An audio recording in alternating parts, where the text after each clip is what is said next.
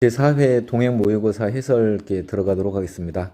전체적으로 한 5문제 정도 조금 정답 찾기가 이제 애매했을 텐데, 그래도 거기 조금 이제 고민하고 있었으면은 이제 선지에서 정확하게 정답 찾을 수 있는 부분들이 있었기 때문에 한 3문제 이상 틀리지 않는 이제 이 정도 형태였으면은 이제 좀 합격권에 있지 않을까 생각합니다. 그럼 문제 해설 강의에 바로 들어가도록 하겠습니다. 이제 1번 문제 관련해서는 수사 관련해 가지고 지금 영장심의위원회 있죠. 영장심의위원회 소속이 지방검찰청이 아니라 여기가 고등검찰청이죠. 고검에 영장심의위원회가 이제 설치되어 있습니다. 그리고 고등검찰청에 영장심의 여부를 신청할 수 있고, 이제 수사 경찰관은 거기 영장심의위원회에 출석하여 의견을 진술할 수 있습니다. 그리고 여기 이제 2번 문제는 이제 검사와 경찰의 수사 지휘권이 없어졌잖아요. 수사 지휘권이 없어져 있는 상태에서 이제 경찰의 권한이 증대되었기 때문에 법령 위반 등의 이제 신고가 있게 되면은 검사가 이제 거기를 통제하게 되는데, 여기 통제하는 그 과정에서도 이제 여전히 수사권 자체는 경찰에 있는 상태가 돼요. 경찰에 있는 상태이기 때문에 바로 이 단계에서 사건 송치 요구를 할 수는 없어요. 송치 요구 자체는 검사의 수사지휘에서 야 너 손 떼 이렇게 하는 그런 형태이기 때문에 곧바로 송치 요구로 들어가지는 않아요. 여기는 조금 이제 해설 부분에서 살펴보게 되면은 이제 그 검사가 이제 경찰의 수사가 이제 이만큼 이제 원래 이만큼의 기간 동안에 진행되는 그 과정에 이쯤에서 이제 신고가 있게 되는 거잖아요. 그럼 신고가 있는 시점까지의 수사 기록이 만들어지게 되는데, 그 기록의 등본을 검사에게 보내라. 그리고 나서 시정 조치 요구를 해요. 이 과정에는 어디까지나 여기에서 여기까지 경찰의 수사 단계이기 때문에 그렇습니다. 그렇기 때문에 곧바로 송치 요구로 들어가는 것이 아니라는 거예요. 이 부분이 포인트입니다. 그래서 등본 송부 요구를 먼저 하고, 그 다음에 시정 조치 요구, 그 다음에 송치 요구로 들어가게 됩니다. 여기 뭐 이제 이렇게 할까요? 여기 법령 위반 등의 신고가 있을 때, 등본 송부 요구, 시정 조치 요구, 송치 요구 이 순서로 갑니다. 등시 송, 이 단계로 간다. 여기 곧바로 송치 요구하게 되면 이제 틀린 지문이 돼요. 주의를 해주셔야 되고요. 2번은 단순 암기사항입니다. 성인 게임장에서 사행행에 도박하고 있다라는 거죠. 그래서 거기 잠입 수사를 했는데, 그때 게임 점수 환전을 해달라는 요구를 하는 거죠. 지속적인 요구에 어쩔 수 없이. 그럼 뭐 문구 나왔잖아요. 위법한 함정수사에 해당한다. 이제 개별 암기사항에 해당하는 거고, 범위 유발형 위법한 함정수사에 해당하니까 어쩐다고요? 공소기각 판결한다. 이렇게 나오게 됩니다. 4번은 전속고발 사건입니다. 전속고발 사건. 고발이 있어야, 담당 공무원 등의 고발이 있어야 공소제기를 할 수 있는 사건인데, 여기는 그냥, 세무서장이 공소제기 전에 고발을 했네요. 그러면 아무 문제가 없는 거예요. 검사가 먼저 수사를 해서 세무서장한테 요구를 해서 공소제기 전에 고발이 있든, 세무서장의 고발이 있는 다음에 이제 수사해서 공소제기를 하든, 일단 아무튼 공소제기 전에 고발이 있으면 아무 문제 없습니다. 2번 문제 가겠습니다. 이제 피해자가 사망해버렸네요. 피해자가 사망해버린 경우에는 그 피해자의 부나 피해자의 법정 대리인 또는 상속인 등이 다 고소 취소할 수 없게 되는, 고소를 취소할 수 없는 형태가 됩니다. 2번은 이제 경찰청 인터넷 홈페이지, 피고인을 철저히 조사해달라는 취지의 민원, 이거 적법한 고소로 보기 어렵다. 친고죄에 적법한 고소로 보기 어렵다라는 거죠. 여기는 그 인터넷 홈페이지, 이제 범죄 자체가 지식재산권을 침해하는 범죄로서 친고죄인 형태인데, 인터넷 홈페이지 자체를 서면에 의한 고소로 볼 수 없다. 그리고 또 구술에 의한 고소로도 볼 수 없다. 친고죄의 고소는 이제 이렇게 엄격한 형식적 확실성이 요구되는 거기 때문에 적법한 고소로 보기 어렵다. 이렇게 해서, 그런데 친고죄인데 고소 없이 공소제기해서 사건 진행된 거죠. 그러니까 이것도 공소기각 판결입니다. 친고죄인데 고소 없으니까요. 그리고 친고죄에서 처벌을 구한 의사표시의 철회, 이게 고소 취소를 의미하는 거잖아요. 고소 취소는 자, 이건 친고죄에서 고소 취소는 형소법에서 배우는 거잖아요. 그래서 공법상 의사표시이다. 그래서 내심의 조건부 의사표시, 이거 민법의 법리, 민법의 뭐 착오에 의한 의사표시, 조건부 의사표시 이거 허용되지 않는다. 자, 이것도 같은 취지입니다. 자, 형식적 확실성이 요구된다라는 취지이죠. 자, 4번 가겠습니다. 4번 반의사불벌죄에서 피해자의 처벌을 희망하지 않는다는 의사표시 등은 단독으로 할 수 있다. 이건 뭐 너무 간단한 거죠. 단독으로 할 수 있고 동의되거나 대리가 되어야 한다고 볼 것은 아니다. 많이 연습했던 부분이죠. 자, 이렇게 해서 4번 넘어가고, 자, 그럼 여기는 정답은 여기 1번이 틀린 지문이네요. 나머지는 이제 문제가 안 되고, 이제 이건 쉬운 문제에 해당합니다. 제가 쉬운 문제라고 했는데 여러분들 틀리게 되면 되게 기분 안 좋죠. 자, 그런데 어려운 문제입니다. 이렇게 했을 때, 찍어서 맞췄을 때도 기분이 좋아요. 뭐 수험생들 다 비슷합니다. 자, 3번 가겠습니다. 3번에서는 변호인이 피의자 신문에 참여할 수 있는 권리, 이거 이제 헌법상 기본권인 변호인의 변호권인 기본권으로 보호해 주는 거죠. 자, 변호인이 피의자 신문에 참여할 수 있는 권리, 자, 헌법상 기본권에 해당한다요. 그리고 여기 이제 검사 관련해가지고, 이제 지금 이제 불구속 수사 원칙인데, 구금된 피의자를 이제 신문하는 거죠. 검사실에서 지금 이제 이렇게 조사를 하게 될 때, 여기 이러한 예외적인 경우가 아닌 이상 원칙적으로 보호장비의 해제 요청할 의무가 있다. 보호장비 뭐죠? 수갑하고 포승을 얘기하게 되는데, 그 해제를 요청할 의무가 있고, 교도관은 이게 응하여야 한다.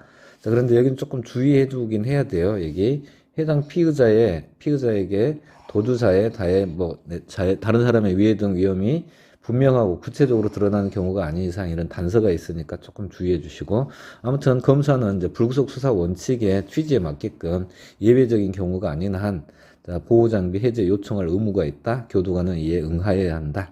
자, 이렇게 되고, 자, 3번 지문은, 자, 여기에서 3번 지문은 여기 적법하게, 여기 구속영장 발부에 의하여 적법하게 구금된 피의자가 출석 요구에 응하지 않으면서 출석 거부하죠. 출석 거부하게 될 때 바로 체포영장으로 나가면 안 돼요. 이게 바로 체포영장으로 나가면은 여기가 틀린 지문이죠. 이게 구속영장에 의하여 이제 이미 집행이 되어 있기 때문에 이 구속영장의 효력으로 피의자를 구인하여 조사할 수 있습니다.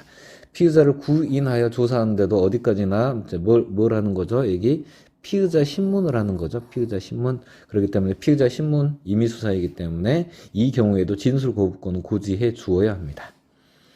4번은 뭐 이제 문구 이것만 주의해 주면 돼요. 4번의 문구는 여기 부당한 이 멘트가 들어가 있죠. 자, 검사 또는 사법경찰관의 부당한 신문 방법에 대한 이의제기. 그러니까 뭐 게임 끝났어요. 부당한 신문 방법에 대해서는 얼마든지 이의제기할 수 있는 거잖아요. 신문 중에도 이의제기할 수 있으니까.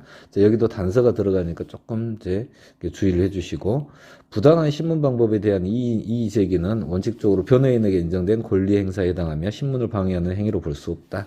자, 그런데 조금 주의를 해줘야 되는 게 여기도 단서가 들어가요. 고성, 폭언 등 방식이 부적절하거나 합리적 근거 없이 반복적으로 이루어지는 등의 특별한 사정이 없는 한, 이 단서가 들어가니까 이 문구도 조금 주의를 해주시고요.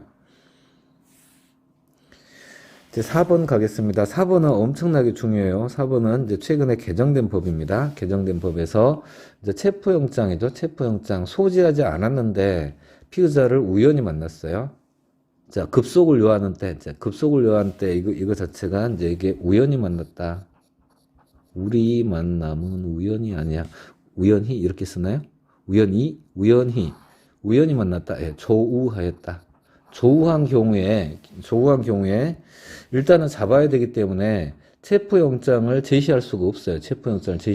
그러니까 일단 체포영장을 제시하지 않고 집행을 할 수 있게 해주는 거예요. 집행. 이걸 긴급집행이라고 합니다. 체포영장 긴급집행이라고 해요. 체포영장 긴급집행이라고 하는데, 자, 이 부분이, 자, 집행을 완료한 후에 신속히 체포영장을 제시하고 그 사본을 교부해야 한다. 요 부분이 지금 신설되었어요. 신설. 자, 이렇게 해서 여기 해설 부분을 조금 보게 되면은, 지금 여기 85조가 개정되었습니다. 여기에 이제 대응해가지고 이 조문도 반드시 확인하시기 바랍니다. 압수수색에 있어서 118조. 118조도 이제 영장 사본 의무가 이제 신설되었어요. 근데 이제 85조는 이제 피고인 구속 단계인데, 이 조문이 이제 그 체포의 경우에는 200조 이후, 구속의 경우에는 209조에서 준용이 되기 때문에 수사기관의 체포 구속에 이제 준용이 되는 형태이고, 118조의 압수수색에 있어서 사본교부 의무도 219조에서 준용되는 형태이기 때문에 수사기관의 압수수색에 다 적용되는 형태가 됩니다. 아무튼 영장에 의해 집행을 했을 때 그 영장 사본교부 의무가 만들어졌어요. 원칙적으로 구속영장 이걸 체포영장, 피의자에 대한 체포영장으로 대체해서 읽어줘도 됩니다. 구속영장을 집행함에 피고인, 피의자에게 반드시 제시하고 그 사본을 교부하라. 이게 신설되었다는 거예요. 자, 그리고 이 부분이 또 이제 긴급집행이 있잖아요. 구속영장을 소지하지 않았다, 체포영장을 소지하지 않았다. 그런데 급속을 요한다. 우연히 만났다는 거예요. 자, 그럴 때 공소사실의 요지와 영장이 발부되었으면 고하고 집행할 수 있다. 그러니까 영장 제시 없이 집행할 수 있다라는 거고, 그때 자 집행을 완료한 후에는 신속히 영장을 제시하고 그 사본을 교부해야 한다라는 이 부분이 신설되었어요. 여기도 이제 주의를 해줘야 되는데, 이 집행을 완료한 후에는 자 그 사본을 교부하라고 했잖아요. 영장을 제시하고. 자, 그래서 이 부분에 관련된 판례가 이 2번 판례에 해당합니다. 2번 바로 해설해서 그냥 같이 설명드려 버릴게요. 이제 이거는 이제 이 조문이 신설되기 전에 나온 판례인데, 지금 급속을 요하죠. 체포영장을 제시하지 않고 체포를 했잖아요. 자, 그런데 여기선 지금 체포 절차에 착수만 한 단계, 착수만 한 단계이고, 여기는 뭐죠? 여기에서는 완료한 때는 교부하라 이렇게 되어 있기 때문에 요 두 개 조문이 조금 이제 그 사례하고 조문이 조금 대치된 측면이 있어요. 이렇게 해가지고 이제 체크를 하게 되면은, 자, 이거는 지금 2021년도 판례에 해당하는 거예요. 자, 긴급을 요하여 체포영장을 제시하지 않은 채 체포영장에 기한 체포 절차에 착수하였으나 피고인이 이에 저항하면서 경찰관을 폭행했네요. 그러니까 간땡이가 부은 거예요. 그런데 특수공무집행방해네요. 흉기까지 들은 모양입니다. 특수공무집행방해 현행범으로 체포했어요. 자, 그런 다음에 지금 이게 이제 다른 절차가 하나 게재가 되긴 했는데, 원래 지켜줘야 했던 절차 있죠. 체포영장 제시 없이 이제 긴급 집행을 했는데, 나중에 체포영장을 별도로 제시하도록 규정되어 있는데, 그 절차를 거치지 않아도 적법하다라는 판례예요. 그러니까 이 조문을, 이 판례를 이제 최근에 개정된 부분하고 이제 그 암기를 해야 되기 때문에, 여기 집행을 완료한 경우에는 영장을 이제 사후 제시하고 사본 교부 의무가 있는데, 이거는 체포 절차에 착수만 한 단계이기 때문에 별도로 제시하지 않은 것이 적법하다라는 판례예요. 이거 엄청나게 중요한 판례, 엄청나게 중요한 개정 조문에 해당하게 됩니다. 그 3번은 여기 이제 그 단순 암기사항에 해당합니다. 이게 양벌 규정이 아니고, 대항범일 때 한 명만 처벌하는 거죠. 채용 또는 일단 정당한 쟁의 행위일 때예요. 정당한 쟁의 행위일 때 그 쟁의 행위로 중단된 업무의 수행을 위하여 당해 사업과 관계없는 자를 채용 또는 대체하는 사용자만 처벌하는 이제 법조항이에요. 그런데 여기에서 채용 또는 대체되는 이 자를 형법 총칙상 공범 규정을 적용하여 공동정범 또는 방조범으로 처벌할 수 없다라는 겁니다. 이 사람들은 죄가 없는 사람들이잖아요. 쟁의행위를 근로기준법, 근로 3권 중에서 정당한 쟁의행위인 걸 전제로 하고 있습니다. 그래서 채용 또는 대체하는 사용자만 처벌할 뿐이고, 채용 또는 대체되는 자는 돈 벌려고 하는 거 억울하잖아요. 이 사람들을 처벌할 수가 없어요. 그래서 공동정범, 방조범으로 처벌할 수 없다. 실제 사안에서는 이 채용 또는 대체되는 자를 공동정범 또는 방조범의 현행범으로 이렇게 체포한 사안인데, 그 현행범 체포가 위법하다는 사안입니다. 4번은 이제 쌍용 자동차 평택 공장 사건인데, 여기에서 이제 그 노동조합 조합원들이 이제 현행범으로 체포되어서 이제 호송 차량에 실려가고 있어요. 그럴 때 여기 이제 변호인 되려는 자가 호송 차량의 진행을 막았어요. 진행을 막으니까 그 변호사를 공무집행방해죄 현행범으로 체포하였는데, 그 현행범 체포 위법하다는 이제 사안입니다. 그 현장 지휘관은 이제 이 사건으로 해가지고 유죄 판결을 받고 이제 잘렸습니다. 현장 지휘관만 잘렸고요.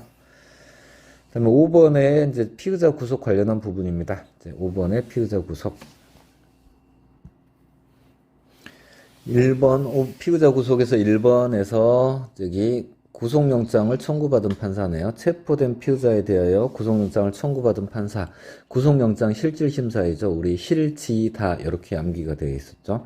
지체 없이 신문, 다음 날까지 신문. 네, 크게 문제가 안 되고 변호인이 없는 때 자, 직권으로 변호인을 선정하여야 하고 이 경우 주의를 해 주셔야 돼요. 이 경우 자, 피의자에 대한 구속영장 청구가 기각되어 효력이 소멸한 경우를 제외하고 있는 거죠. 제외하고 1심까지 효력이 있어요. 그래서 이제 이 괄호 안의 부분이 불구속된 경우에는 국선 변호인 세금 들어가는 거니까 이제 1심까지 못 붙여주겠다. 네가 따로 사선 변호인을 선임하든지 하라라는 차원인 거예요. 그런데 구속영장이 발부되었다면 그때는 1심까지 효력이 있죠. 그래서 이제 2번이 틀린 지문인 거고 여기에서 좀 주의해야 되는 멘트입니다.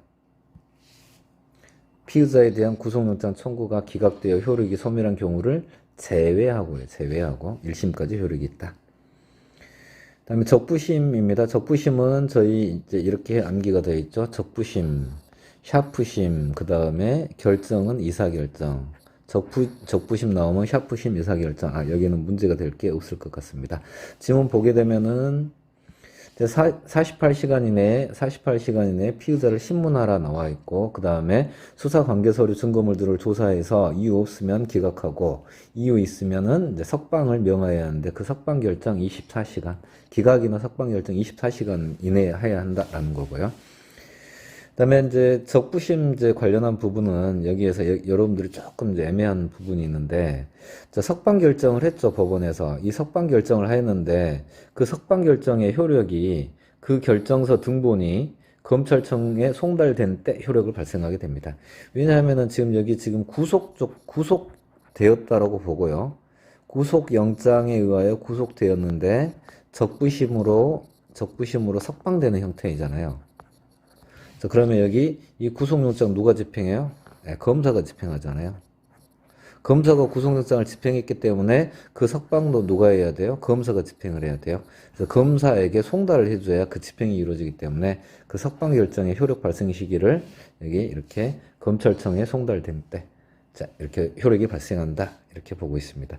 이 부분은 여기 나중에 구속영장 실효 사유와 조금 구별을 해줘야 돼요. 구속영장 실효 사유. 저희 이렇게 지문에 있으니까 여기 간단하게 말로만 할게요. 여기 자, 무죄 등 선고되면 구속영장이 실효가 되고 사형 자유형이 확정되면 구속영장이 실효돼요. 그거랑 좀 다른 거예요. 자, 그리고 무죄 등 선고에서 관할 위반이 빠지게 되는 거, 자, 그 부분 조금 그 조항과 다른 조문이에요. 이거는 어디까지나 적부심사 절차에서 나오게 되는 부분입니다. 자, 6번 문제 피고인 구속과 관련한 부분입니다. 피고인 구속에서 72조. 자, 이제 피고인에 대하여 범죄 사실의 요지, 구속의 이유, 변호인 선임, 변명할 수 있는 기회를 준 후가 아니면 구속할 수 없다. 그래서 이제 법원의 미란다 고지인데 이제 이 부분은 자, 법관에 의한 사전 청문 절차라고 하는 거고요. 자, 이 부분에서 여기 구속영장을 집행함에 있어서 집행기관이 취하는 절차가 아니다예요. 이 부분 조금 주의를 해주시고, 구속영장 발부함에 있어 수사부분 등 법관이 취하는 절차이다. 이 부분 중요한 멘트이고요. 그다음에 피고인에 대한 구속기간 2개월로 한다. 심근마다 2개월, 심근마다 2개월 단위로 2차 갱신.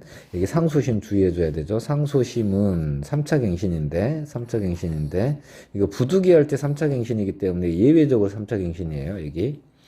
2차 갱신은 원칙적인 갱신이고, 3차 갱신이, 상수심에서 3차 갱신이 부득이한 예외적인 경우이고, 여기에 피고인, 변호인만 들어가야 돼요. 여기에 검사가 살짝 들어가게 되면 틀린 지문이 됩니다. 좀 주의해서 이제 봐주시고, 그래서 문제가 안 되고, 그리고 여기 구속된 피고인에 대해서 지금 구속영장 실효사유, 구속영장은 효력을 잃는다. 이제 이 부분인데, 여기에서 무죄 등 어쩌고저쩌고 쭉 가서 무죄 등 선고 나왔잖아요. 선고.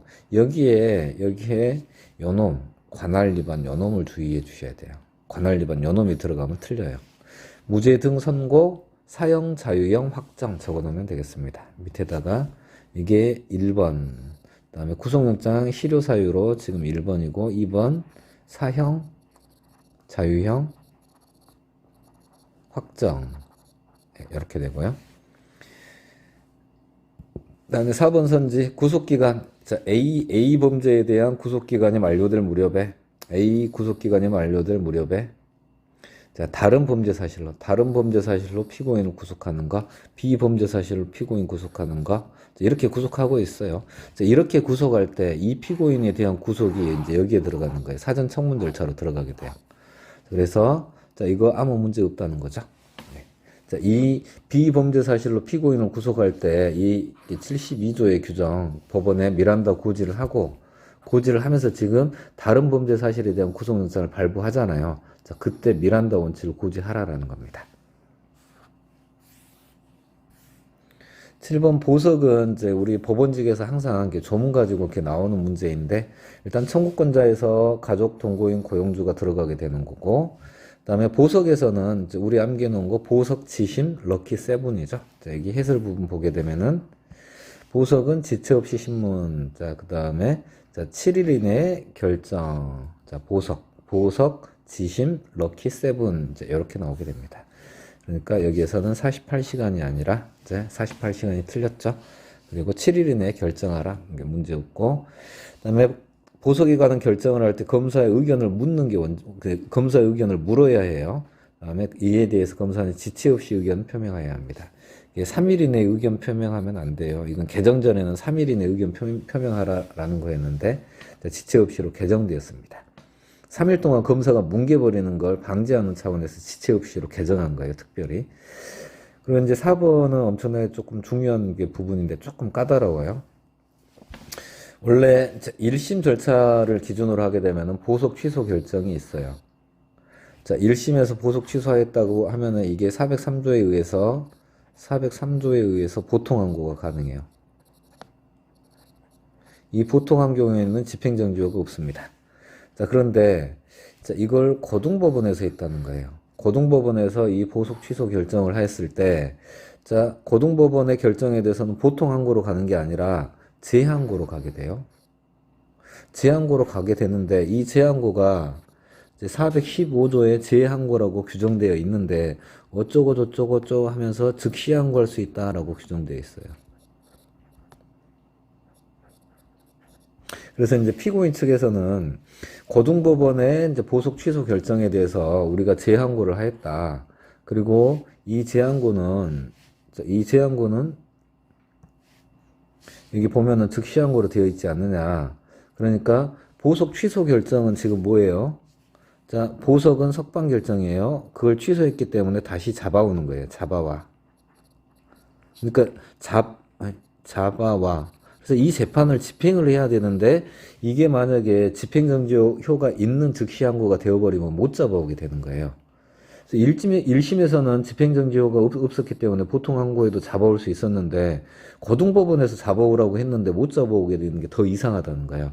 그래서 이제 새로운 법리를 이제 대법원에서 만든 게, 자, 여기에서 즉시항고라고 표현되어 있긴 한데 이 부분은 즉시항고의 기간 제한밖에 없다예요. 기간 제한과 관할을 지정하는 의미밖에 없다.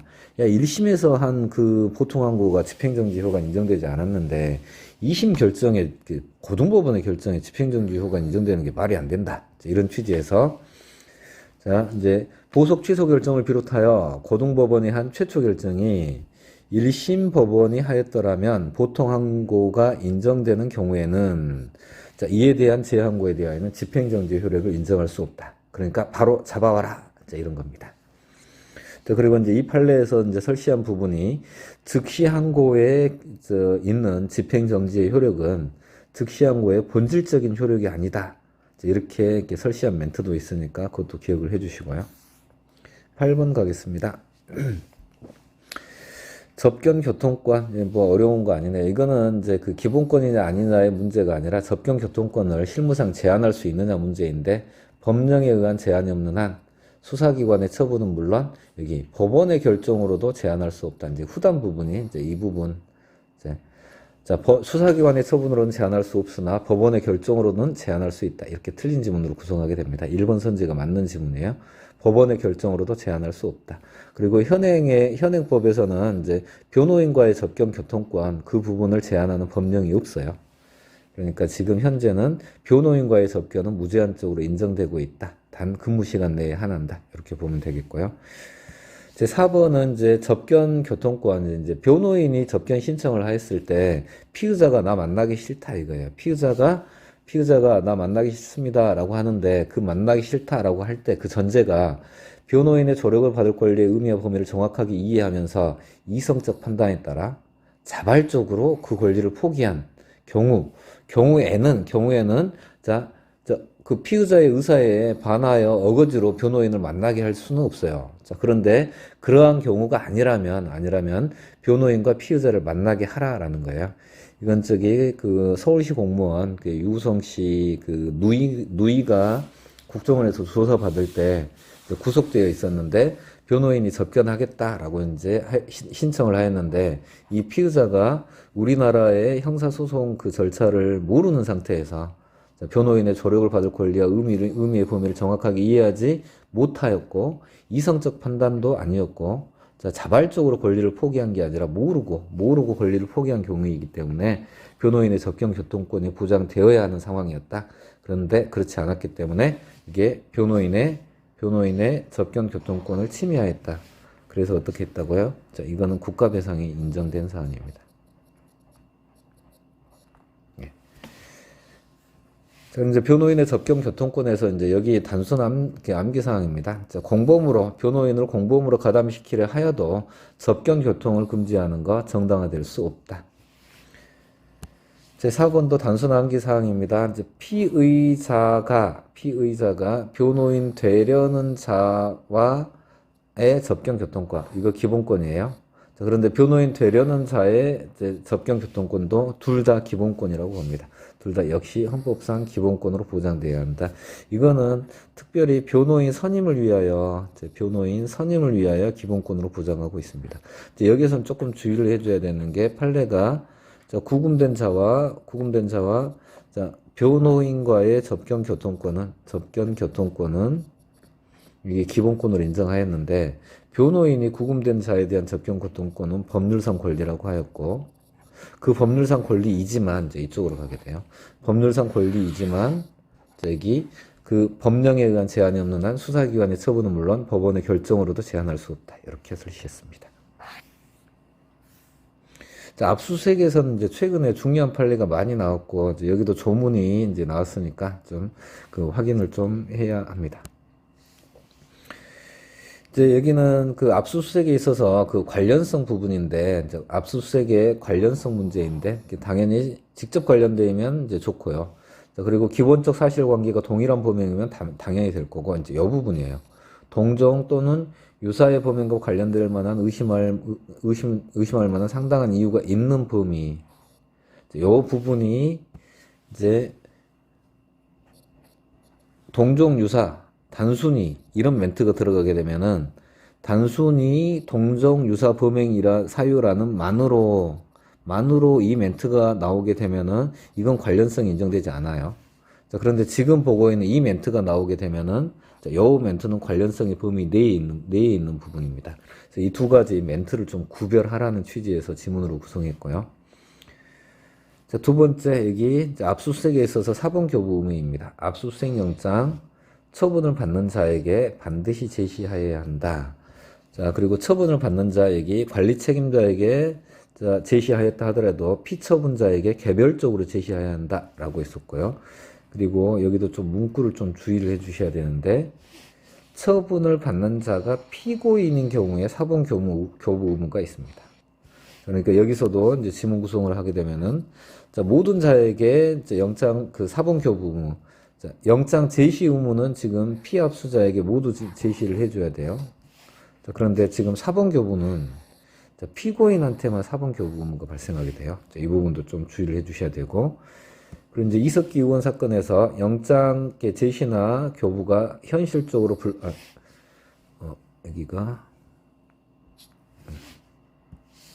현실적으로 불가능한 경우, 또는 거부한 때는 예외로 한다. 그래서 이제 이 2번 지문 자체도 개정된 조문입니다. 개정된 조문. 이게 118조인데 이게 219조에서 수사기관의 압수수색에 준용되게 되는 형태입니다. 이것도 개정 조문. 여기 4번 교부 의무가 이제 만들어졌다는 거고요. 그리고 여기 4번 지문 먼저 보겠습니다. 4번 지문. 지금 압수수색 영장 제시에 관한 이제 118조 보고 있죠. 118조 이거는 216조 있죠. 체포 현장 긴급 압수에서 긴급 압수수색, 범죄 장소 긴급 압수 관련한 부분 216조 이렇게 해서 여기에는 적용되지 않는다. 적용되지 않고 그래서 사후영장을 발부받은 후에 지체 없이 제시해야 한다. 요 멘트가 없어요. 그리고 여기는 또 주의해줘야 되는 게 요게 지금 여기에도 없어요. 그러니까 지금 개정된 부분에서 사후영장 긴급 압수수색을 했을 때 나중에 사본교부 관련한 부분이 여기 없어요. 영장 제시도 없고 사본교부도 없어요. 사본교부도 인정되지 않은 부분이니까 여기 문구 꼭 좀 주의해가지고 봐주시기 바랍니다. 제가 다음에 이제 이 부분 문구 바꿔가지고 지문으로 구성할 거예요. 자, 그러면 3번 보겠습니다. 3번에서는 이미 제출된 정보 저장 매체이네요. 휴대폰을 이미 제출하였다 이렇게 보면 돼요. 그런데 휴대폰에는 너무 많은 정보가 들어있는 거죠. 그래서 그 범위를 넘어서는 부분 이미 제출하게 될 때 그 관련된 범죄와 관련된 그 부분을 넘어서는 전자정보 그 부분을 수사기관이 영장 없이 압수수색하게 되면은 그게 위법 수집 증거로 컨펌되어 버립니다. 위법 수집 증거로 컨펌되어 버리게 되면은 사후에 영장이 발부되었거나 동의하여도 그 위법성이 치유되지 않게 됩니다.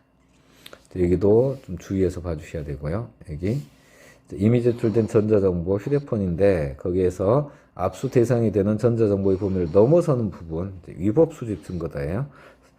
사후에 영장을 받거나 동의하여도 그 위법성이 치유되지 않는다입니다. 전자정보 계속해서 보도록 하겠습니다. 자, 여기도 지금 전자정보를 이미 제출하는 거네요. 자, 그럴 때 그 휴대폰 여기도 이제 전자정보가 휴대폰인가요? 이 전자정보가 이제 휴대폰입니다. 자, 그럴 때 이미 제출자의 의사를 확인하라예요. 이미 제출자의 의사를 확인해야 하는데 그 의사를 확인하지 않으면 그 전자정보 압수의 대상과 범위가 완전히 제한되게 돼요. 최소한의 가치가 있는 범죄 혐의 사실과 관련된다고 인정하는 최소한의 범위로 제한돼 버리게 됩니다. 자, 그리고 이 전자정보에서는 이제 휴대전화 전자정보 이미 제출 이제 관련해서는 우리 변태 대학 교수 사건이 있었죠. 그래서 피해자가 피고인 소유의 휴대폰을 이미 제출하였을 때, 자, 거기에서 이 범위, 이미 제출자의 의사가 거기 다른 휴대폰, 자기가 촬영되지 않은 다른 휴대폰에 있는 이제 그 부분도 이미 제출하겠다라는 의사가 있다 하더라도 그러한 경우에는 그 이미 제출자의 의사와 무관하게 피해자가 지금 피고인 소유의 휴대폰을 이미 제출했잖아요.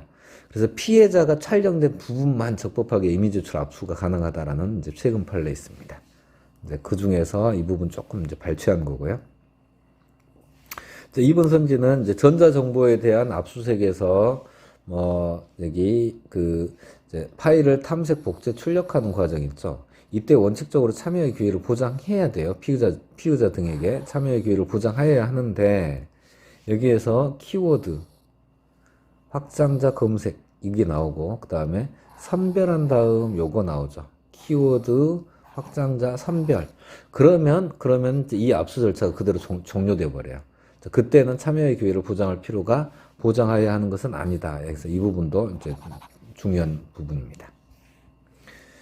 그래서 3번도 이제 피압수자가 지금 피의자 측이잖아요. 피압수자가 내가 압수영장 집행에 참여하지 않는다는 의사를 명시해도 그 변호인에게 이 집행의 일시와 장소를 통지하여 별도로 참여권을 보장하여야 한대요.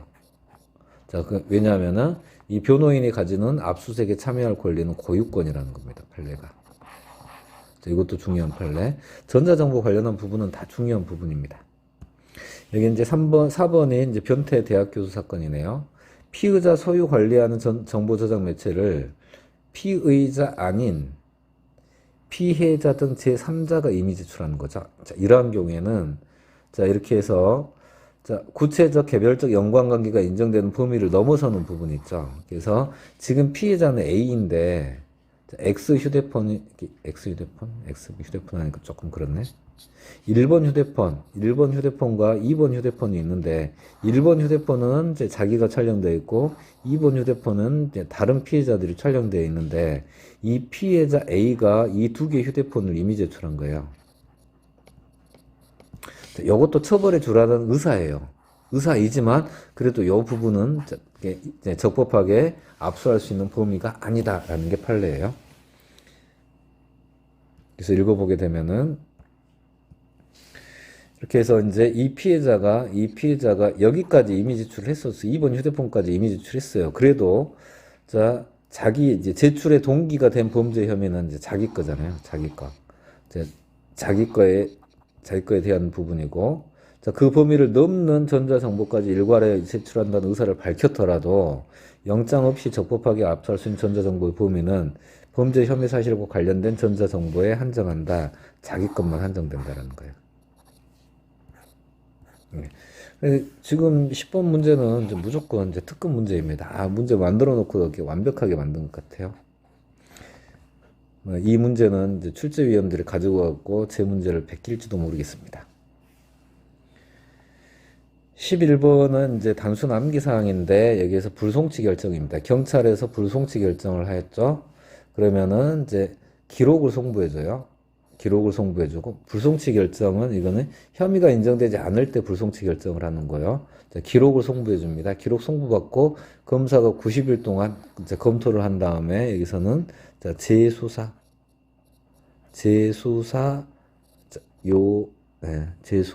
요구를 합니다. 이제 4번, 이제 2번 선제, 이제 사법경찰관 불송치 결정을 할 때, 이것도 신설된 조문이에요. 형사소송법 조문이에요. 이건 수사 준칙 규정이 아니라 7일 이내에 취지와 이유를 통지합니다. 그 취지와 그 이유를 통지해요. 그다음에 고소, 고발인 등에게. 이렇게 해서, 자, 그리고 이 조항은 지금 이 조항은 경찰 관련된 조항이고 검사 관련된 조항은 예전대로 그대로 남아있어요. 이 두 개 좀 주의해서 봐주시고, 자, 검사 7일 이내에 취지 통지, 7일 이내에 이유를 서면 설명, 불기소 처분, 공소를 제기하지 아니하는 처분. 자, 이유 서면 설명은 고소인 등의 청구가 있을 때 하네요. 청구가 없죠? 자, 그럼 틀린 질문입니다. 여기 자, 경찰의 경우에는 청구 여부가 없어요. 청구 관련한 부분이. 청구가 있느냐, 청구가 없어도 자, 이러한 수사 종결 처분을 하게 되면 7일 이내에 취지와 이유를 통지하라요. 자, 검사인 경우에는 취지 통지와 그 이유를 서면으로 설명하는 조문이 따로따로 있는데 경찰은 한 방에 해결했습니다. 제 4번 검사 나오고 피해자 나오고 신청이 있어야 돼요. 자, 그러면은 신속하게 통지. 이렇게 해서 개별 이제 암기해야 되는 조문들입니다. 12번 재정 신청에 있어서 옳은 곳 고르라고 했습니다. 이거 정답 잘 못 찾았을 거예요. 재정 신청은 불가분적 관계가 있는데 취소는 취소한 자에게만 효력을 미칩니다. 전원을 위하여 효력을 미치지 않아요. 나머지 부분은 맞는 지문이고, 그다음에 항고 전치주의가 적용되는 경우는 기록을 검토를 했잖아요. 그러니까 7일 이내에 기록 송부해요. 자, 30일 이내 기록 송부하는 건 항고 전치주의의 예외에 해당할 때 30일 이내 기록 검토를 안 했기 때문에 기록 송부해 줍니다. 기록 송부할 때 고등검찰청을 경유하여 고등법원에 기록 송부하게 됩니다. 자, 재정 신청서라는 서면 자체는 어디다 내야 되는 거죠? 지방검찰청 검사장에게 내야 합니다. 그럼 재정 신청 사건의 심리를 하는 법원은 관련 서류 및 증거물에 대한 열람 등사를 허가할 수 있다. 관련 서류 및 증거물은 뭐죠? 관련 서류 및 증거물은 이거 수사기록이에요.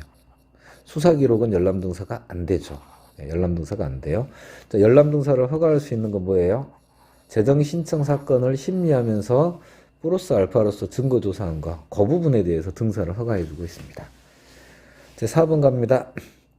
재정신청 기각결정이 확정된 사건, 다른 중요한 증거를 발견한 경우를 제외하고 소추할 수 없도록 규정하고 있는데, 자, 이는 재정신청 기각결정이 확정된 사건은 재정신청 사건을 담당하는 법원에서 공소제기 가능성과 필요성 등에 대한 심리적 판단이 현실적으로 이루어진 사건만을 의미한다. 요거 좀 주의해줘야 되는 멘트이죠. 판례 멘트입니다.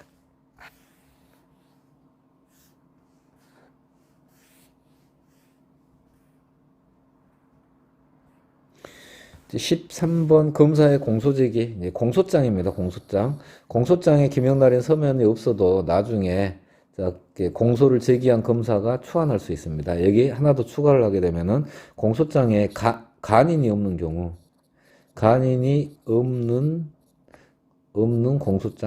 공소장도 유효합니다. 이거 최근 판례예요. 그럼 여기에 대비해 가지고 피신조서는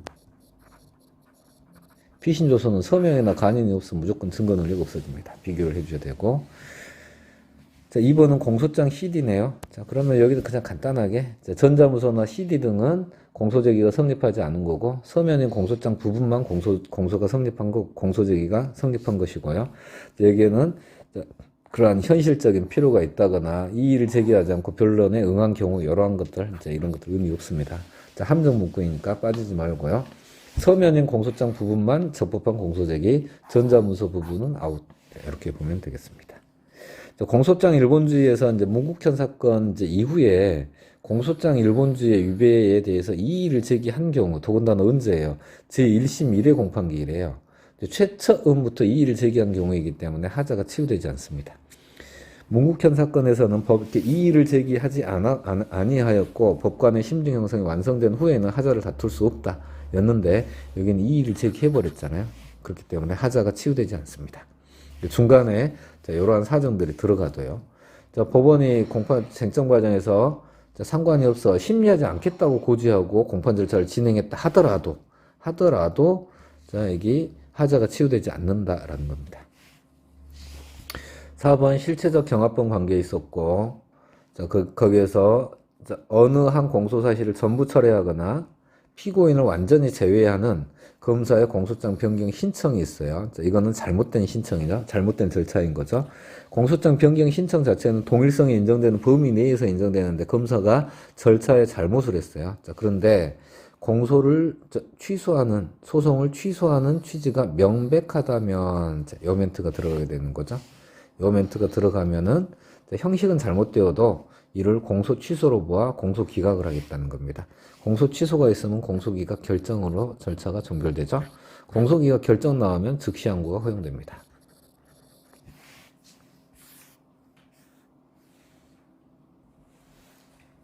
변호인 관련한 부분입니다. 변호인 선임, 피고인 피의자, 그리고 관련된 규정된 자에 한정되는 것이고, 자, 이렇게 해서 그 선임권을 위임받은 자, 이거 누구죠? 브로커를 말해요.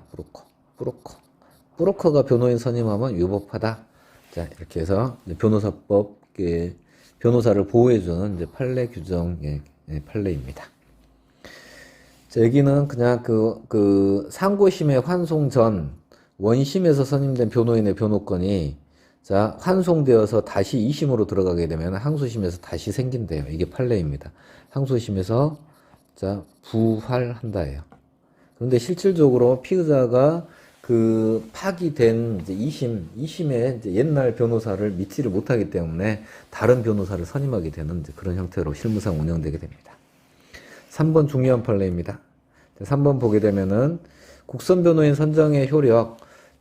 이제 A 사건으로 국선 변호인이 선정이 되었습니다. 선정 이후 병합된 B 사건이 있습니다. 이 사건에도 이제 효력이 미치게 됩니다. 그래서 B 사건에 대해서도 소송 기록 접수 통지를 해줘야 한다. 그리고 그 다른 사건에 대하여 항소 유서 제출 작성할 수 있도록 하여 줘야 한다입니다. 3번과 4번 같이 연결해 가지고 보게 되면은 4번 필요적 변호 사건과 다른 사건이 병합되었습니다. 이때 변호인 자체가 없어요. 필요적 변호 사건인데 변호인이 없이 절차가 진행되었다고 하면 이 필요적 변호 사건은 당연히 위법해요. 그런데 이 다른 사건은 어떻게 될 거냐요. 이 다른 사건도 같이 미친다예요. 이 다른 사건도 자, 이 필요적 변호사건의 위법이 다른 사건에도 위법하게 미치게 된다요. 자, 이렇게 되는 거고, 자, 아니, 이거, 이 다른 사건에 대해서 지금 벌금형 선고되었는데, 벌금형은 필요적 변호사건도 아니잖아요. 그래도 마찬가지로 위법하다예요. 그래서 이제 이 부분도 이제 최근에 나온 판례에 해당하는 거니까 조금 주의해서 봐주시기 바랍니다.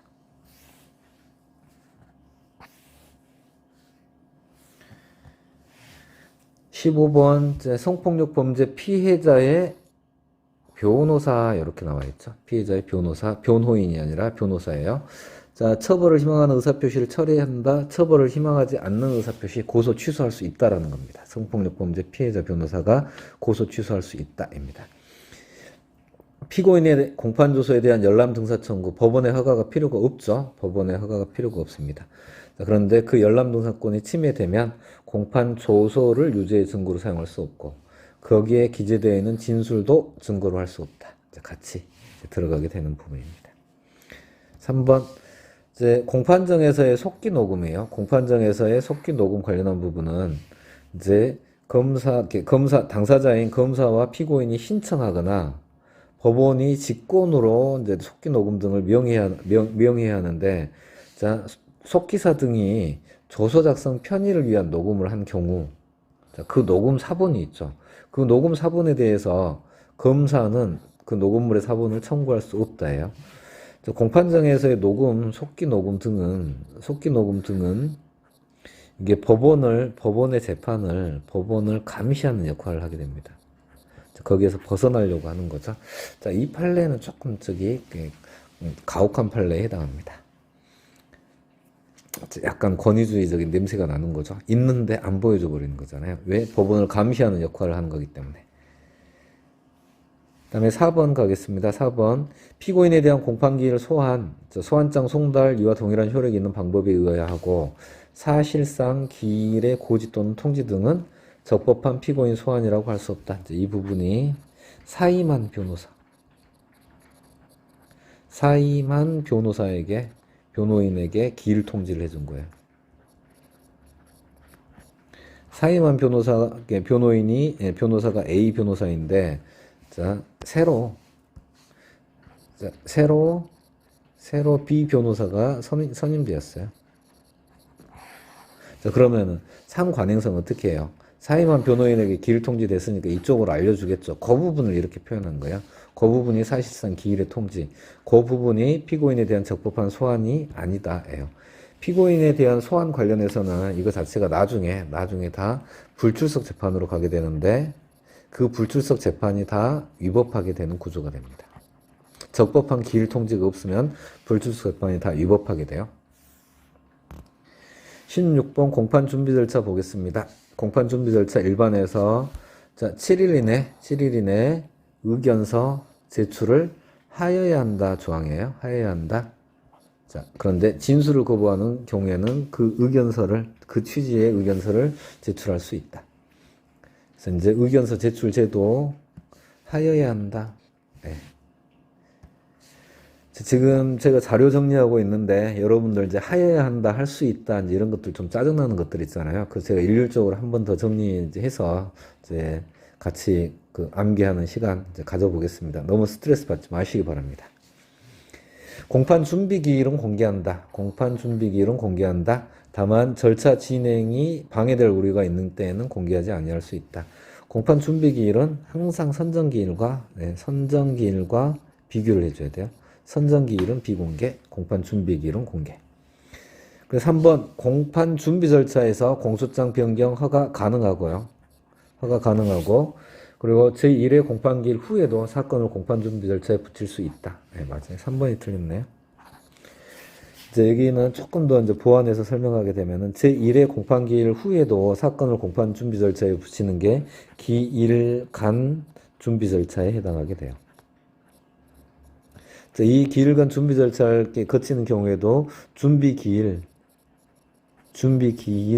조서가 만들어지게 됩니다. 자, 그러면 이 준비 기일 조서가 311조에 따라 당연히 증거 능력을 가지게 됩니다.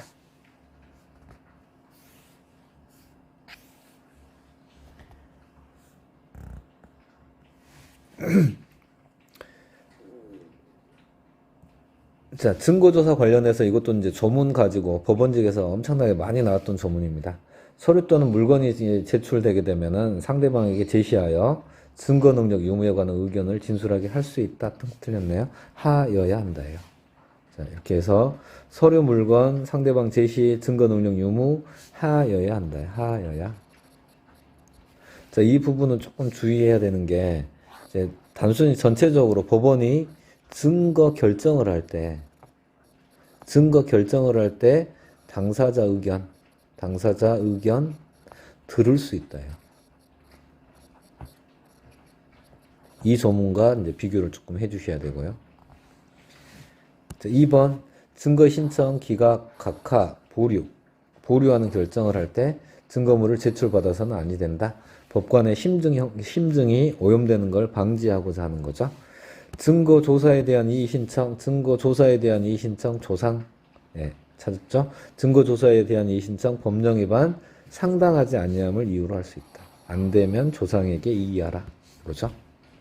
나머지는 증거신청에 대한 법원의 결정, 이게 뭐죠? 증거결정이죠. 증거결정에 대한 이의신청, 법령위반. 이게 하나 더 추가하게 되면 여기 재판장 처분에 대한 이의신청도 법령위반만. 그러니까 자, 상당하지 아니함이 들어가는 게 뭐예요? 증거조사에 대한 이의신청. 이것만 들어가게 됩니다. 4번 증거조사를 마친 증거가 증거 능력이 없음을 이유로 한 이의신청을 이유 있다고 인정하는 경우. 그러니까 아웃시켜주세요 라는 거죠. 그러면 그 증거의 전부 또는 일부를 배제한다는 취지의 결정. 이걸 증거 배제 결정이라고 합니다. 증거 배제 결정을 해야 돼요. 하는 이유는 판사님이 판결문 쓸 때 유죄 판결의 이유를 설시하게 되는데 그때 이 증거를 집어넣지 말라는 거예요. 판결문 작성 시 주의하라라는 취지입니다.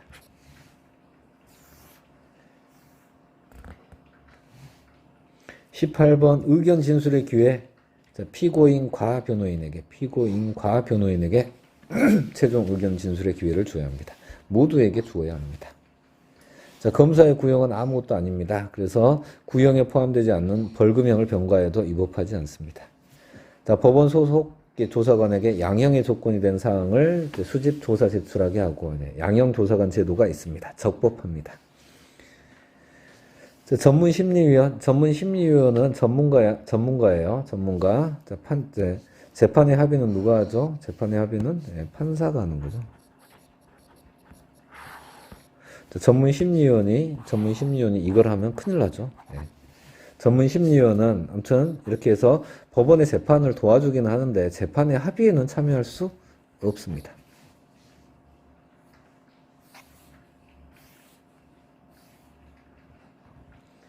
자, 9번 징글징글하네요. 9번 공범인 공동피고인 증인 적격이 없으나 소송 절차가 분리되면 증인 적격이 인정된다. 대양범인 경우에도 다르지 않다. 4번 불출석 제재네요. 증인이 불출석 재판 과태료 500만 원의 재판을 받고도 출석하지 아니할 때 7일 이내에 감치에 처할 수 있습니다. 즉시 항고할 수 있는데 여기 조금 주의해야 되는 조문이 있죠. 이 경우 집행정지 효력이 인정되지 않는다. 보석 취소 결정에 대한 고등법원의 보석 취소 결정에 대한 대법원의 재항고 사건에서 집행정지의 효력이 조금 특이하게 다뤄졌으니까 즉시 항고와 관련되어 있는 집행정지의 효력은 조금 주의 깊게 봐줘야 됩니다. 3번 법원의 재판의 핵심은 증인이 출석해야 되고 피고인이 출석해야 돼요. 자, 그래서 여기에서 핵심 증인 이런 멘트가 나오게 됩니다. 핵심 증인. 다른 증거나 증인의 진술에 비추어 굳이 추가 증거 조사를 할 필요가 없다는 등의 특별한 사정이 없고 소재 탐지나 구인장 발부가 불가능한 것이 아님에도 불구하고 불출석한 핵심 증인에 대해서 핵심 증인은 무조건 법정에 좀 데리고 와라. 법정에 데리고 오려고 하는데 없으면은 없다는 근거 좀 제대로 된 근거 좀 가지고 와라. 그 근거가 소재 탐지, 구인장 발부, 적극적인 증인을 출석시키려는 노력을 하는 거죠. 자, 그런 것도 하지 않고 증인 채택 결정을 취소하는 것은 법원의 재량의 범위를 벗어난다. 오, 이게 조금 세게 판례가 나왔어요. 그만큼 이제 법원의 당사자주의 소송 구조가 강조되면서 피고인 출석하라, 증인도 출석하라. 자, 그렇게 해서 이제 법원의 재판의 권위를 좀 높여보려고 하는 이제 그러한 측면들입니다. 증언 거부권, 증언 거부권 관련해서 형사소추는 이미 저지른 범죄, 과거 범죄 사실로 처벌받을 가능성이 있을 때 증언 거부권이 인정되는 거죠. 미래 사실, 증언에 의하여 비로소 범죄가 성립하는 경우 미래 사실을 어떻게 알아요? 판사가. 그 부분 증언 거부권 고지할 수가 없는 거죠. 간단하게 이렇게 처리해서 암기하면 되겠습니다. 간이 공판 절차 나오게 되면은 전문 법칙, 전문 증거에 대하여 이 부분 이의가 항상 따라 들어가게 돼요. 이의하지 않으면 그러하지 아니하다 이렇게 되는 거고, 여기 4번으로 가볼게요. 4번 지문으로 가서 간이 공판 절차를 취소하는 부분에 있어서 이거 취소하여야 한다예요. 스트레스 받지 마세요. 하여야 한다. 자, 아무튼 여기서 신빙할 수 없다, 현저히 부당하다. 그럼 검사의 의견을 들어 결정을 취소하여야 한다예요. 자, 그런데 여기에서도 이의하면 그러지 아니하다요. 이의하면 그러지 아니하다. 여기 들어가게 되는 거고, 자, 1번에서도 이의하지 않으면 그러지 아니하다. 자, 간이 공판 절차에서 나머지 증거 법칙은 다 적용되게 되는 형태이고요. 간이 공판 절차 피고인의 공판정 자백. 자, 이 부분은 이 부분에 추가가 되는 거죠. 유법성 조각 사유나 책임 조각 사유가 되는 것을 진술하지 않아야 돼요. 이 부분이 추가가 되는 거고, 명시적으로 유죄를 자인하는 진술이 있어야 하는 것은 아니다. 공소장 변경에서도 최근에 판례가 하나 나왔어요. 절차 관련한 부분이니까 그 부분 이제 살펴봅니다. 공소장 변경 나왔습니다. 공소사실의 동일성 나왔습니다. 그럼 규범적 요소도 아울러 고려해야 한다. 다른 거 볼 필요 없어요. 이것만 찾아내면 됩니다. 자, 공소장 변경 허가를 했는데 동일성이 인정되지 않아 버리면 법원이 쪽팔리죠. 쪽팔린 걸 바로 잡는 거. 법원 당연히 가능해야 돼요. 자, 법원이 스스로 이를 취소할 수 있다. 지금 3번이 최근에 나온 판례입니다. 3번 최근 판례 해가지고 고속버스 안에서 자위행위를 한 아주 지저분한 놈이 있었는데, 자, 강제 추행죄로 공소제기를 해요.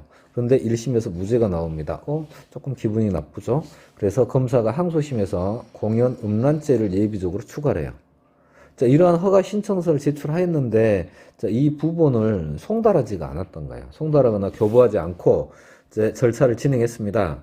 절차를 진행했다 하더라도 잘 봐요. 여기 강제 추행죄를 유죄로 인정을 해버렸다고 아무 문제가 없어요. 왜냐하면은 1심부터 피고인의 방어 중심은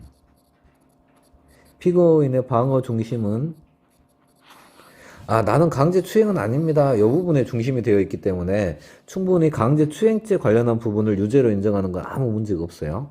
그런데 자, 이 공연 음란죄를 유죄로 인정했다는 거예요. 그 내용을 읽어보면, 자, 송달하지 않고 제1심 판결을 파기하면서 예비적 공소사실을 유죄로 판단했잖아요.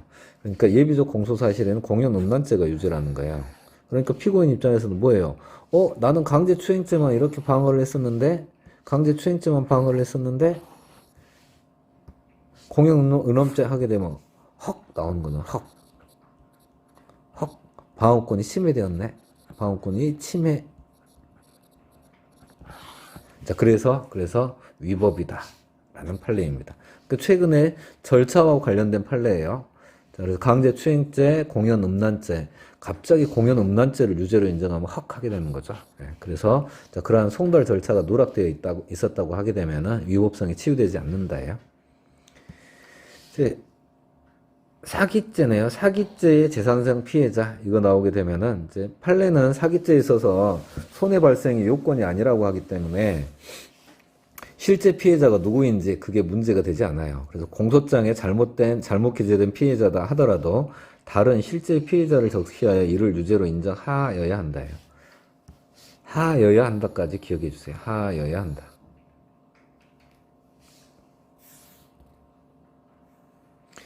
22번 보겠습니다. 22번 선거관리위원회. 자, 녹음된 사실을 알려주지 아니하였다. 그럼 이건 적법한 절차에 따르지 아니하고 수집한 증거 308조의 이 뭐죠? 위법 수집 증거라는 판례. 그 단순 암기 사항입니다. 증거로 사용할 수 없다. 외국의 현지 출장 과테몰라 공화국 사건입니다. 이거는 위법 수집 증거는 아니에요. 위법 수집 증거는 아니나 참고인 진술조서이네요. 참고인 진술조서 312조 사항에 적실반 특의 요건을 갖추어야 되죠. 그런데 진술의 특신 상태가 인정되지 않는다. 증거 능력은 없다요. 그리고 여기 주의해서 위법 수집 증거는 아니에요. 위법 수집 증거에는 해당하지 않는다. 그렇지만 312조 사항의 특신 상태가 증명되지 않아 증거로 사용할 수 없다라는 판례입니다.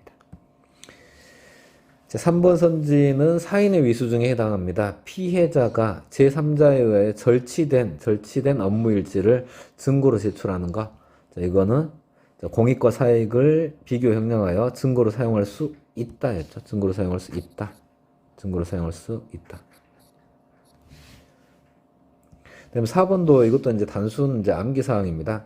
신용카드 매출 전표의 거래 명의자에 관한 정보, 이 정보는 영장이 필요해요. 영장이 필요한데 그 후속 절차에서 자, 거기에 터잡아서 나머지 2차적 증거들을 이제 수집해야 되는데 그것들은 예외적으로 유죄인정 증거로 사용할 수 있다라는 판례입니다. 피의자의 자백이나 또는 범죄 피해자에 대한 제3자의 진술. 예. 피해자의 진술이죠. 자, 이 피의자의 자백은 이제 시간이 경과한 후에 피의자의 자백 등을 의미하게 되는 이제 2차적 증거 이렇게 나오게 됩니다.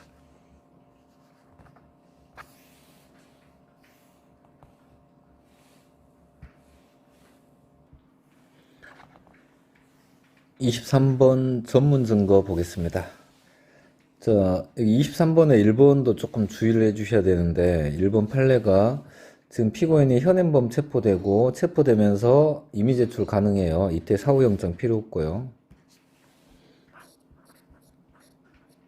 사후의 영장을 발부받을 필요가 없습니다. 자, 이것도 있고. 그 다음에 여기에서 현행범을 체포한 경찰관이 압수조서를 작성하였고, 거기에 이제 압수 경위란에 작성을 하게 되는데, 자, 요 부분이 우리가 보았을 때, 압수하고 현행범 체포하고 압수조서 작성하는 게 경찰 작성 피의자 신문조서와 마찬가지로 취급해야 하는 거 아닌가, 이런 생각인데, 여기 아니에요. 자, 사법경찰관은 수사를 하는 거죠, 수사. 자, 그런데 여기에서는 현행범을 체포한 경찰관이 목격자의 지위도 같이 가지고 있어요. 직접 압수조서를 작성하긴 했지만, 그래서 수사의 성격보다는 이 목격자의 성격을 더 이제 중요하게 이제 바라본 거고요. 자, 1번 판례의 이제 사실관계 내용은 이게 좀 여러분들 해설 봤을 거니까, 여기에 지금 압수 경위란에 지하철역 승강장 게이트 앞에서 어쩌고저쩌고 해서 올라가는 밀착하여 신체를 촬영하는 행동을 하였다 이거잖아요. 이런 것들이 이렇게 범행을 직접 목격했다라는 거예요. 목격하면서 압수조서를 작성하였고 거기에 김영란이 들어갔는데 이때 이 부분이 목격한 사람의 진술이 담긴 것으로 평가한다는 거예요. 피고인 아닌 자가 수사 과정에서 작성한 진술서에 속한다. 피신조서가 아니다예요.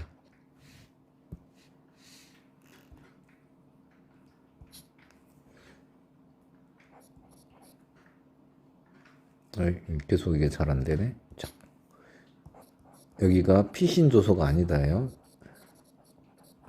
목격자의 진술이 우선한다. 자, 그리고 여기에서 그래서 휴대전화기에 대한 휴대전화기에 대한 이미 제출 절차가 적법하였는지 영향을 받지 않는 별개의 독립적인 증거에 해당한다. 별개의 독립적인 증거에 해당한다. 이 부분도 중요한 부분입니다. 그리고 자백을 보강하는 증거가 된다. 이건 사적으로 살짝 들어가는 거고요. 그래서 1번 지문 중요한 판례에 해당합니다. 여기도 조금 특이한 멘트가 피고인 아닌 자이죠, 지금. 피고인 아닌 자. 수사 과정이죠, 수사 과정. 자, 그런데 진술서, 자기 머릿속에 있는 생각, 자기가 목격한 그 기억을 직접 작성한 것에 해당한다. 자, 이렇게 처리했다라는 거죠. 여기서 조금 더 들어가게 되면은 312조 5항에서 수사 과정에서 진술서를 작성해도 조서로 보는 거죠. 조서로 보는데 피고인 아닌 자이기 때문에 참고인 진술조서로 가게 돼요. 이제 거기까지는 이제 안 봐도 되는데 이제 혹시 궁금하게 될까봐 거기까지는 설명을 드렸습니다. 이 정도 멘트만 정확하게 기억하고 있으면 되겠습니다. 그 이후에 전문 증거, 그렇지 않아도 어려운데 거기까지 생각하지 마시고요.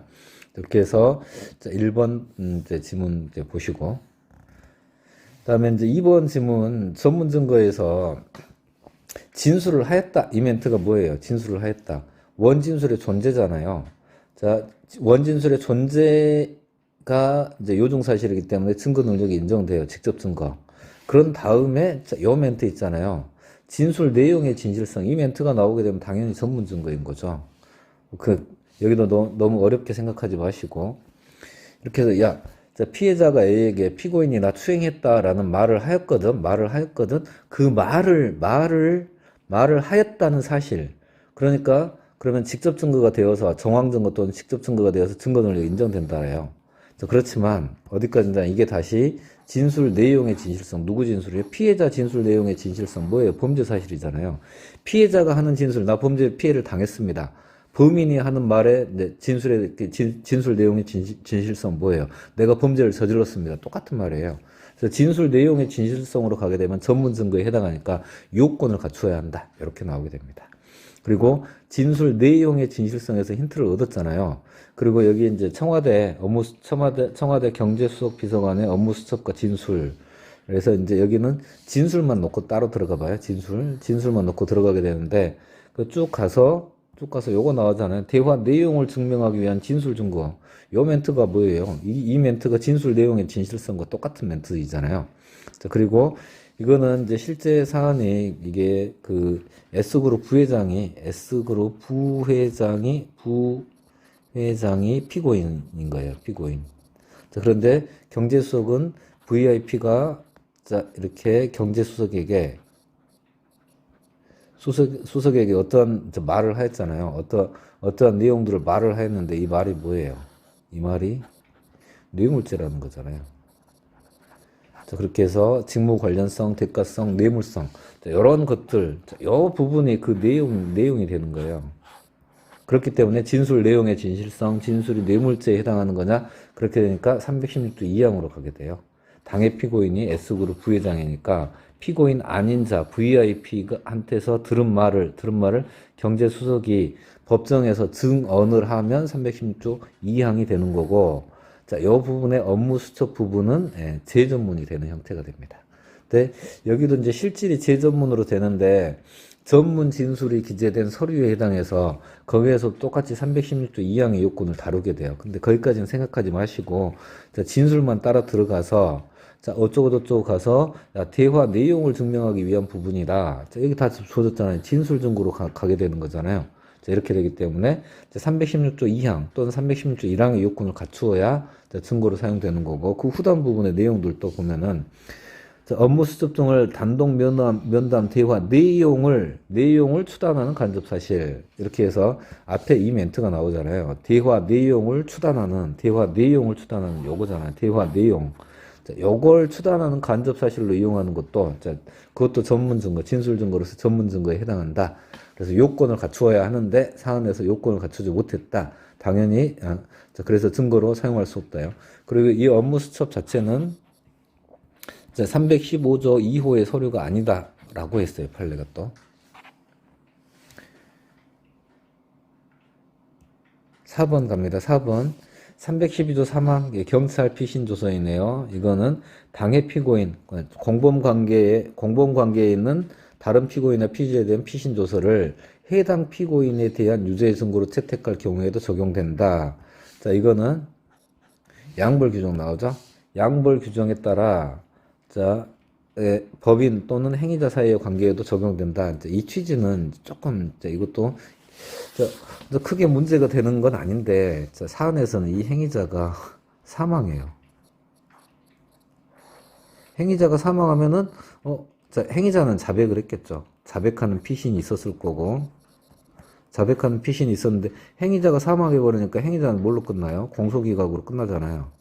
공소기각 결정으로 끝나버리는데 이제 법인 처벌해야 되잖아요. 근데 법인이 이제 내용 부인해버리는 거예요. 그럼 뭐예요? 어라? 이런 사안이에요. 그렇게 해가지고 보게 되면은 그래서 이제 행위자가 사망해 버리면은 이제 이게 314조로 가야 되는데, 이 피의자 신문 조서에 대해서도 이 당해 피고인 법인이 내용을 인정해야 돼요. 근데 법인이 내용을 부인해 버리고 314조는 그 당연한 결과, 당해 피고인이 내용 인정해야 되는 당연한 결과로 314조 적용되지 않으니까 뭐예요? 법인은 무죄가 나오게 돼요. 이제 그런 사안입니다. 그래서 312조 사망 나오게 되면은 이제 결론 있죠, 우리. 당해 피고인에 대하여도 적용된다. 공범에 대한 피신조서도 적용된다. 공범에 대한 피신조서의 내용 인정을 당해 피고인이 내용 인정한다. 그 당연한 결과로 314조가 적용되지 않는다. 그리고 양벌 규정에 따라 처벌되는 법인과 행위자에 대해서도 적용된다. 내용 인정이라는 취지는 실제 사실에 부합하는 진술을 의미한다. 이렇게 해서 312조 사망 암기해놓고 풀면 크게 이제 어렵게 법리는 조금 어렵지만 정답 찾는데 이 지문을 틀릴 이제 그 수험생들은 없어요. 다 맞춰요. 24번 보겠습니다. 자, 변호인은 피고인의 상소권을 대리하는 거죠. 그래서 피고인의 상소권이 소멸된 후에는 이제 변호인은 상소할 수 없게 됩니다. 그래서 피고인이 상소를 포기했을 때 변호인이 상소를 할 수 없다라는 겁니다. 자, 2번 항소 대리권자인 피의자가 항소한 경우에도 소송 기록 접수 통지는 피고인에게 하여야 한다. 최근 판례입니다. 여기에 이제 항소 관련해 가지고 이제 여기에서도 하나 더 추가하게 되면은 상소 취하에 여기 피고인 법정 동의가 필요한데 피고인이 무능력자, 미성년자인 경우에 상소 취하에 법정 동의가 필요하고 법정 대리인이 상소 취하를 해도 취하할 때도 피고인의 동의가 필요해요. 상호 동의가 필요해요. 친권자 쌍방 동의가 필요하다는 거예요. 자, 이것도 최근 판례에 해당하는 거고. 자, 검사와 피고인 양쪽이 상소를 제기했습니다. 자, 그런데 일방의 상소는 이유 없고 일방의 상소는 이유가 있습니다. 그러면 뭐 하죠? 자, 일방의 상소가 이유 있어 원 판결을 파기하고 다시 판결을 하는 때 다시 판결하는 거죠. 다시 판결하니까 이제 그 주문이 나타나게 될 거고 이유 있는 부분에 대한 주문은 나타나요. 이 판결에. 그런데 이유 없는 상소. 자, 여기에는 자, 주문에서 따로 그 상소를 기각할 필요가 없다요. 이유 중에서 이유 없다는 점을 적으면 충분하고 자, 이렇게 해서 두 개 구별해서 봐주시기 바랍니다. 이것도 최근 판례에 해당합니다. 24번 동일한 사실관계 뭐 정답 주어져 있네요. 주의적 예비죠. 자, 그렇게 되면은 모두 상소시민 심판 대상에 포함한다. 자, 동일한 사실관계 주의적 예비적 요거 나오게 되면 불가분적 관계이잖아요. 불가분적 관계이기 때문에 전부의심 되니까 전부가 심판 대상입니다.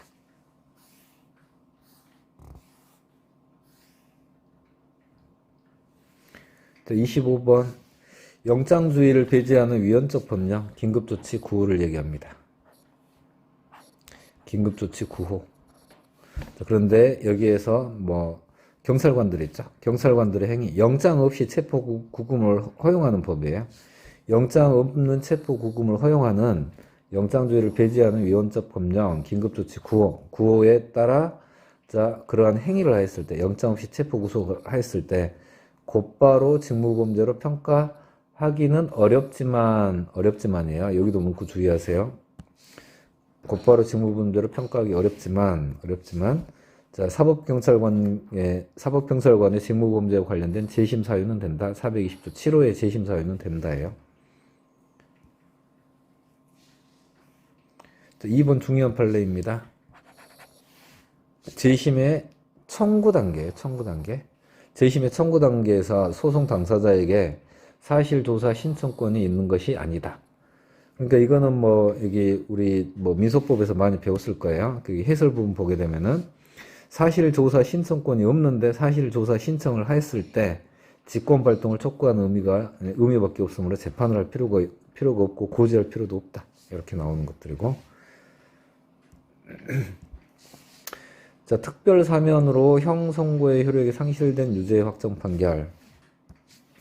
첫 번째 쟁점. 자, 재심의 대상이다요. 재심의 대상이니까 재심 절차가 이제 들어가는 거고, 그 재심 절차에서 재심 개시 결정이 이루어졌네요. 그러면은 이제 그 심급에 따라 이제 재심 개시 결정이 이루어져서 재심 심판하는 거죠. 재심 심판을 하게 돼요. 그럼 재심 심판을 할 때 무죄가 인정되면 무죄 판결을 선고하면 되는데 유죄가 인정됐다는 거예요. 유죄가 인정되면 원래는 형을 선고해야 돼요. 형을 선고해야 되는데 요놈이 문제야 돼요. 실효가 됐다는 거예요. 형이 실효가 됐기 때문에 불이익 병행 금지 원칙에 따라서 피고인에 대하여 형을 선고하지 아니한다는 주문을 선고하게 됩니다. 자, 이게 유죄 판결의 일종이에요. 유죄 판결. 유죄 판결은 원래 형을 선고해야 돼요. 형을 선고해야 그게 유죄 판결이에요. 피고인을 징역 1년에 처한다. 그런데 요놈이 특별 사면을 받아버렸기 때문에 없어졌다는 거예요. 없어졌기 때문에 불이익 금지 원칙에 따라서 유죄는 유죄인데, 자, 우리가 울면서 형을 선고하지 아니한다는 주문을 선고하게 됩니다. 재심 심판 절차 나왔습니다. 재심 심판 절차 나오게 되면 우리 암기하기로 한 거 있었죠. 재심 심판 절차에서는 1. 공소장 변경이 허용되지 않는다. 변경이 허용되지 않는다. 2. 다른 사건을 병합하여 심리하는 거 허용되지 않는다. 3. 기판적 인정되지 않는다. 4. 자, 37조 형법 37조 후단 경합범. 경합범이 성립하지 않는다. 그래서 자, 형평을 고려하여 형을 감면할 수 없다. 자, 요건 4개 암기해가지고 이제 재심 심판.